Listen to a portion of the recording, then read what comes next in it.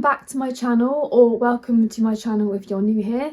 My name is Ellie and we have chilled out chats about anything and everything. However, I'm not sure if today's chat is quite on the chilled side, rather it is chilling. We are diving into some Reddit NoSleep stories today, so grab yourself a blanket and a hot drink as we dive into these scary stories together. Story number 1. My parents disappear every October 31st. I don't mean they'd leave for a party or a night out. No, they'd vanish, gone without a trace by sunset, leaving me alone in the house. I'd search for them, call their names, but they were always gone, like they'd never existed. It wasn't something we ever talked about. The next morning they'd be back, acting as if nothing had happened, like it was just another night. But it wasn't. I knew that. I learned that the hard way. It all started when I was 6 years old. I remember that first Halloween like it was yesterday. I was dressed as a witch, excited to go trick-or-treating. But just as the sun dipped below the horizon, I noticed the house felt different. Cold. Quiet. Too quiet. I ran through the halls, calling for my mum and dad, but no one answered. Panic set in. I thought maybe they were hiding, playing a prank. But after what felt like hours of searching, I realised they were gone. The front door was locked, the windows were shut, and I was completely alone. That's when I found the first note. It was on the kitchen table, written in my mum's familiar handwriting. It simply said, Rule 1. Stay in your room. Do not come out until sunrise. Whatever you hear, ignore it. I didn't understand then. I was scared, confused, and alone. I didn't want to stay in my room. I wanted to find my parents. But something about the note made me follow the instructions. I took a flashlight and a pillow, locked myself in my room, and crawled under the covers. I thought maybe it was some kind of weird game. I wasn't sure. That night I didn't sleep much. The house creaked and groaned, more than usual. I heard strange noises, soft scratching at my door, footsteps in the hallway, whispers that I couldn't quite make out. I told myself it was the wind or my imagination, but deep down, I knew it wasn't. Something was in the house with me. The next morning, when I opened my door, my parents were back. They were sitting at the kitchen table, sipping coffee like nothing had happened. I asked them where they'd gone, what had happened, but they just smiled and said I must have had a bad dream. That was the beginning. Every Halloween after that was the same. My parents would disappear just before nightfall, leaving me alone with a note. Each year the instructions got a little more specific, a little more ominous. By the time I was 8, the notes included things like Rule 2, don't look out the windows, and Rule 3, don't respond if someone calls your name. And the noises, they got worse. One year when I was 9, the sounds outside my room became unbearable. There were knocks on the door, not gentle, but loud, insistent pounding. I pressed my hands over my ears, squeezing my eyes shut, but I couldn't block it out. The voice on the other side was familiar, my mother's voice calling my name. Ellie, it's okay. You can come out now. She sounded so calm, so normal. For a second I almost believed it was really her. But the rule had been clear. Do not open the door no matter what you hear. Say what? So I didn't. I stayed under the covers, trembling, until the knocking stopped. I never told my parents about the voice, and they never asked. The years passed and the game continued. It became a twisted Halloween tradition. While other kids dressed up and collected candy, I stayed locked in my room, listening to the house come alive with things I couldn't see. I became so used to the notes, the strange noises, and the feeling of being watched. It was all part of the game, my own haunted ritual. But when I turned 13, everything changed. That year, the note was different. I found it on my bed just as the sun was setting, but instead of the usual instructions, it said, Rule 4, there's something new in the house tonight. Be careful. I didn't know what that meant, but the moment I read it, I felt a chill run down my spine. Something new. What did that mean? I locked my door as usual and tried to settle in for the night, but I couldn't shake the feeling that something was terribly wrong. The noises started earlier than usual. At first, it was the familiar creaks and footsteps, I'd gotten used to those. But then there was something else. Breathing. I could hear it, low and heavy, just outside my door. It wasn't human. It was too slow, too deep. I pressed myself against the headboard, clutching my flashlight like a weapon, even though I knew it wouldn't help. The breathing moved away for a while, but then came the scratching. It wasn't at my door this time. It was coming from inside my room. I whipped my flashlight around, scanning the walls, the ceiling. There was nothing. The scratching grew louder, closer, until it felt like it was coming from beneath my bed. My heart pounded in my chest, my throat dry with fear. I didn't dare look under the bed. I was too scared of what I might find. The scratching stopped abruptly, replaced by a soft, childlike giggle. The sound of it froze the blood in my veins. It wasn't me. It wasn't my parents. Something was in the room with me. I backed up against the wall, holding the flashlight out in front of me, like it could protect me from whatever was there. The giggling continued, soft and mocking. I whispered to myself, "It's not real. It's just a game," but I didn't believe it anymore. Suddenly, there was a loud bang on the door. The whole room seemed to shake with the force of it. I dropped the flashlight, plunging myself into darkness. The breathing was back, but this time, it was right outside my door. Bang! Another hit. The door shuddered. Bang! The lock rattled. Whatever was out there was trying to get in.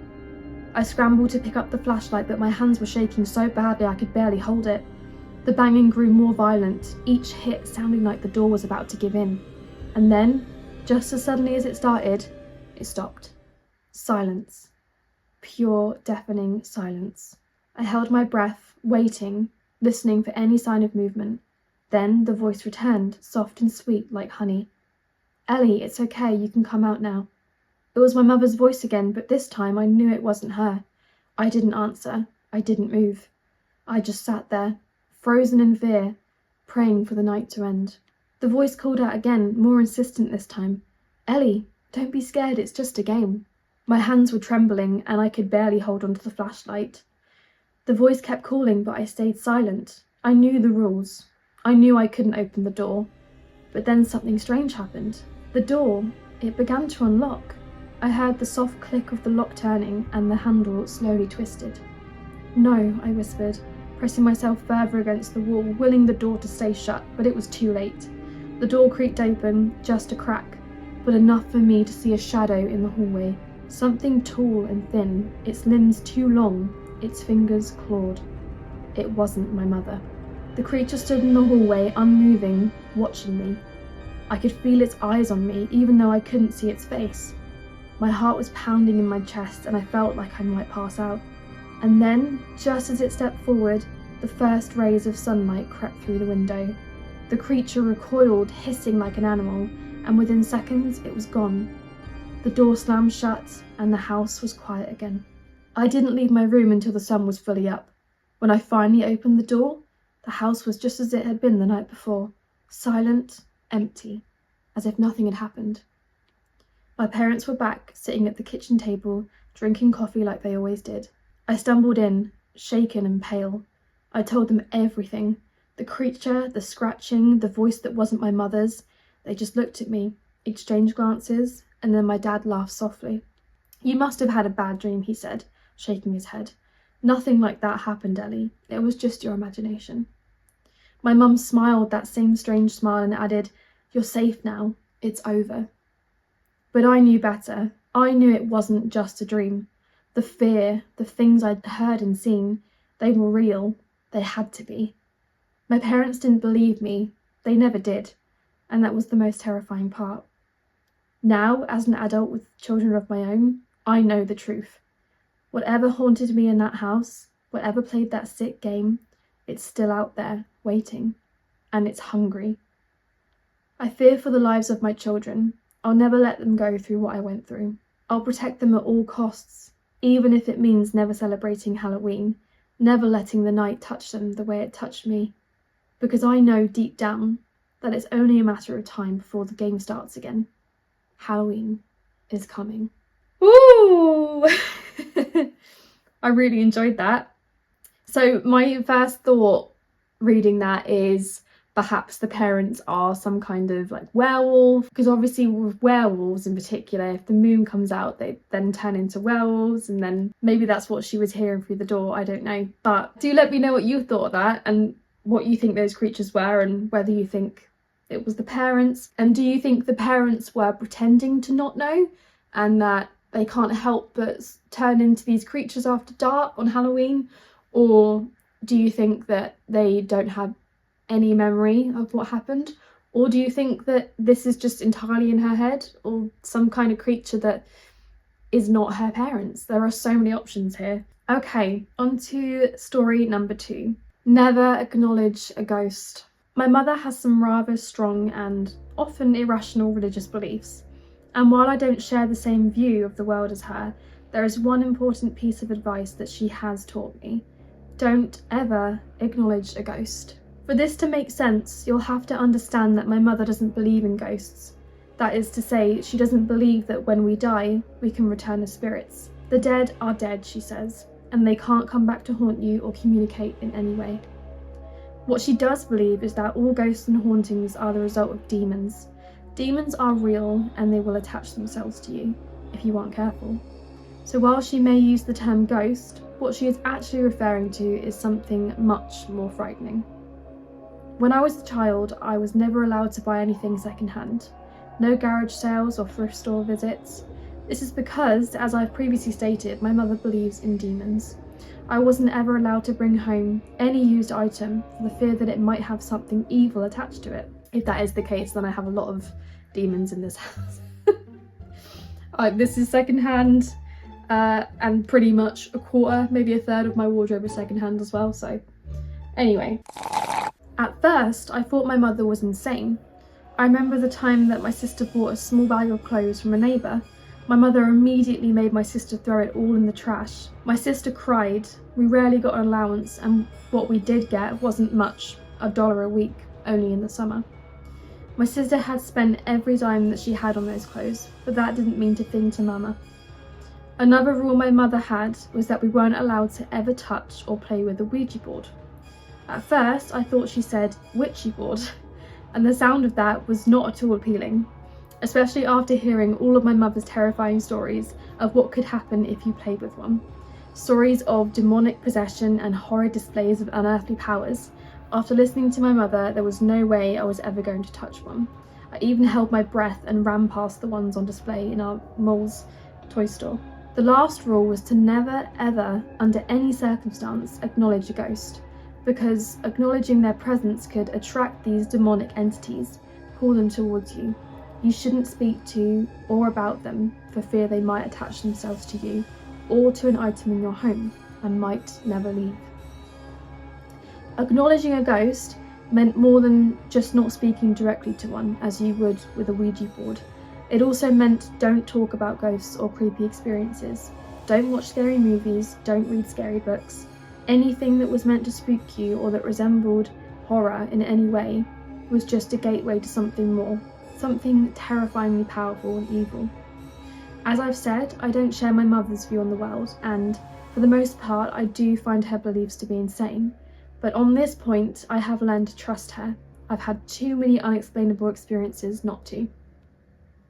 That doesn't mean that I'm not tempted to, on occasion, flirt with the realm of horror.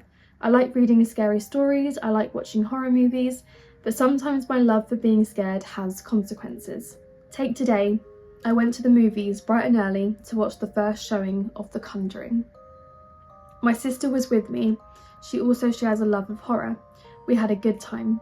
Don't worry, I won't give out any movie spoilers for those who haven't seen it. The details of the movie itself are not important. When we left the theatre, we were in a good mood, laughing and joking, discussing the movie we'd just seen. The sky had turned dark while we were inside. We ran for the car. We didn't make it before the sky opened up. So there we were, soaking wet inside my sister's car, still in a good mood, chatting and listening to the radio as we travelled home. But it didn't take long before something felt a bit off. It started as almost a staticky feeling that sucked and swallowed the air. Our jokes became fewer and farther between until finally an uncomfortable silence fell over us. We were still listening to my sister's iPod. It was a good 20-minute drive from the theatre to home. We were at the halfway point. That's when the music began to fade in and out, like it was playing on a device whose battery was dying. It took a strange and warped tone. The musician's notes sounded long and sorrowful. It was almost painful to hear. That's when my sister reached down and turned it off. The raindrops pounded hard on the car's roof and windshield.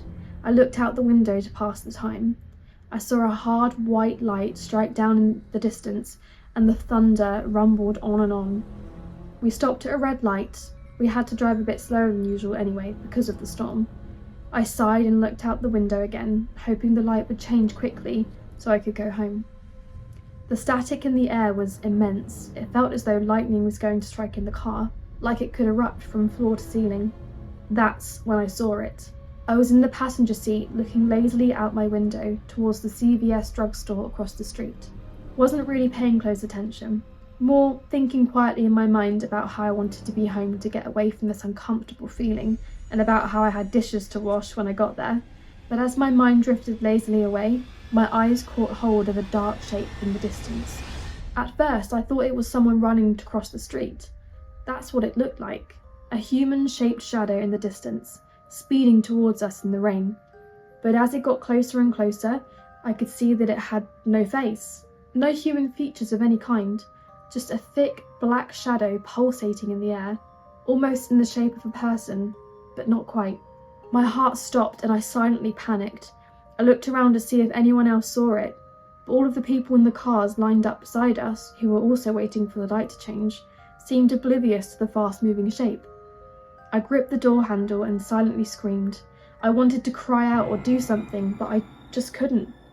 The fear washed over me and drained my courage away. I couldn't move. I couldn't shout. I was paralysed with terror. All I could do was to wish strongly in my mind for the light to change or the figure to disappear. That's when I remembered another thing my mother has always said: believe in the power of prayer. So that's what I did. I shut my eyes hard and prayed with all the strength inside of me for that thing to go away. I prayed for my safety. I prayed for my sister. I prayed with the intensity and fervour of a manic nun. Suddenly, I felt the car moving forward. My eyes were still closed tight and my lips moved without a whisper coming forth, but in my heart and mind, I still prayed. My sister called out to me, "What are you doing?" That's when I felt the static snap away, like the fling of a rubber band as it shoots off into the distance. I opened my eyes and noticed that the sky was a lot clearer now. The rain still fell, but it was softer, lighter drops. I looked behind us in the direction we'd just come from as my sister called my name again. She asked what I was looking at. "Nothing," I answered her truthfully. "There's nothing there." I arrived home safe and sound, but I don't think I will watch any more scary movies for a while. I really enjoyed that. I do love reading like a fantasy kind of story, but I love reading these like true ghost experiences because everything is normal in the story and then just something happens that no one else experiences, and it's just interesting. It's interesting why that would happen to a certain person and not to others. I think her mum was a little bit strict in her rules about not acknowledging ghosts and not watching scary movies and reading books because, you know, being scared is a natural emotion that all humans feel at many points in their life. But I guess in this case, it may have helped in that if the daughter had been watching horror movies and was more into that kind of genre, then maybe she would have had an experience a little bit earlier on, and maybe there would have been numerous. We just don't know. If you've had any paranormal experiences yourself, then please also comment that below, because it is fascinating to talk about, and it's a good way to celebrate this spooky season. We're going to finish with a shorter story, short and sweet, and it's called "I Hate Working the Night Shift." I work the night shift at a data centre from 10 at night until 6 in the morning. My job is network monitoring. Basically, I stare at a computer screen all night watching for alarms. Once per shift, I walk back to the server racks and make sure all of the calling systems are functional. Assuming nothing is wrong, which is almost always the case, I'm free to browse the internet until morning. Last week seemed to be no different. After receiving the turnover from the evening shift, I settled in for another boring night. I read through the day's emails, opened my monitoring software and camera feed, and started looking for the night's entertainment. My physical activity is to freak myself out by watching scary stories on YouTube. The environment is perfect, lights dimmed, all alone in an empty building for hours. I pulled up a compilation of terrifying true scary stories and let my imagination run wild. I was absorbed into the tense story of a hiker pursued by an unknown entity in the woods. My vision narrowed in on the screen and senses on alert, when I thought I noticed movement on one of the cameras monitoring the server racks. I felt a pang of anxiety and my heart jumped, but this was not the first time intentionally frightening myself, and paranoia is inevitable in this situation. I put the camera feed into full screen. The lights were all off in the data hall, as they should be. They only turn on when there's movement. Just my imagination. Still, I kept the panel opened in full screen while I went back to my video, glancing back occasionally. Not 5 minutes later, I saw a shadow again out of the corner of my eye. Looking at the camera feed, I still couldn't see anything, and the lights were still off, but I knew I saw something move. I got up from my desk and walked out into the hallway, then through an access door into the data hall. The rows of fluorescent lighting all clicked on at once, flooding the room in light. I paused to let my eyes adjust and tried to slow my breathing. I strained to hear any signs of movement somewhere in the racks, but the drone of the servers covered up any noise. With mounting dread, I began checking between the rows. With each corner I rounded, I felt my panic grow. My heart pounded louder than the scream of the servers. As I approached the last row, I knew that whatever I saw would be so unthinkably horrible, my body would not be able to bear it. I could barely breathe. My hands and face were dripping cold sweat, and I felt the urge to vomit. I willed myself forward and, in a moment that felt like an eternity, rounded the corner and saw nothing.